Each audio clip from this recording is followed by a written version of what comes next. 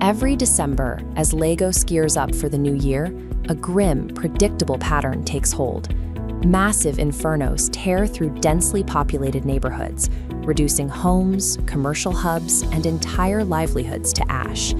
To see the sheer scale of the problem, we have to look at the tracking data for fire emergencies. In just the first 6 months of 2025 alone, the city recorded 1,072 emergency responses, resulting in 62 fatalities and immense property loss. When the smoke clears, a familiar social media cycle begins.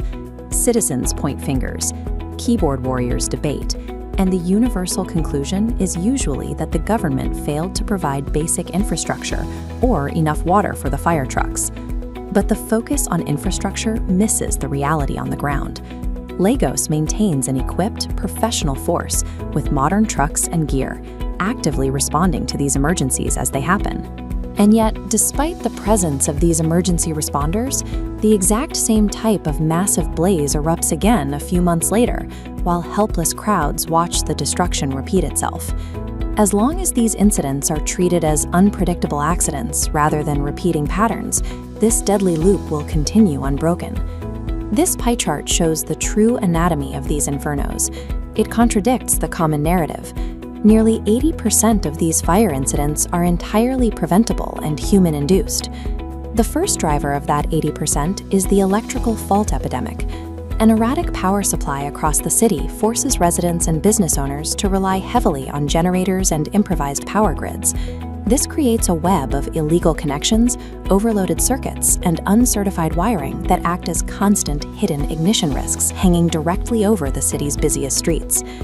Dangerous zoning co-locates highly flammable stockpiles. Vendors frequently refill gas cylinders mere inches away from textiles. Here, rapid fire spread is a mathematical certainty. The physical layout of these commercial zones functions exactly like a perfectly engineered tinderbox.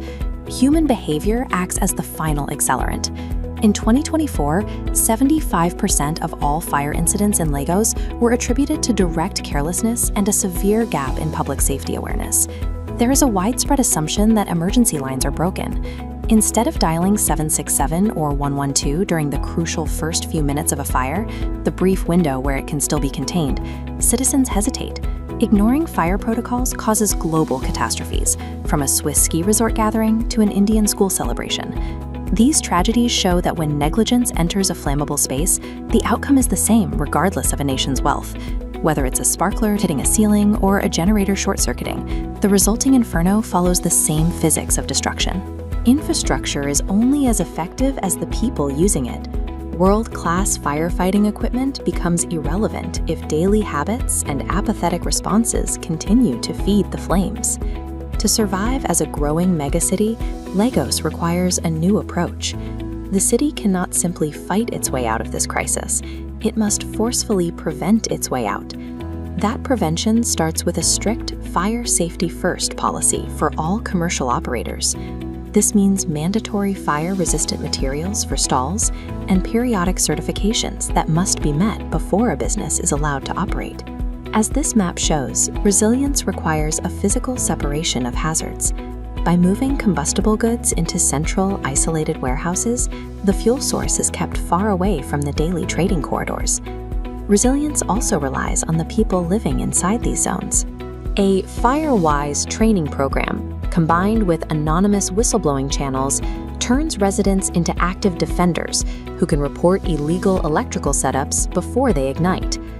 Large-scale residential and commercial buildings must also embrace technical upgrades. Integrating the Internet of Things means installing connected sensors for automated instant fire detection the moment a temperature spike occurs. As the Lagos skyline continues to grow vertically, the city's defense must also take to the air. Rapid assessment drones can reach the upper floors of a high-rise in seconds, identifying a localized spark before it consumes an entire tower.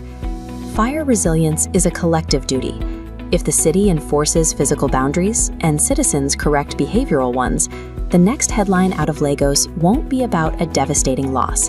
It will be about a disaster that never happened.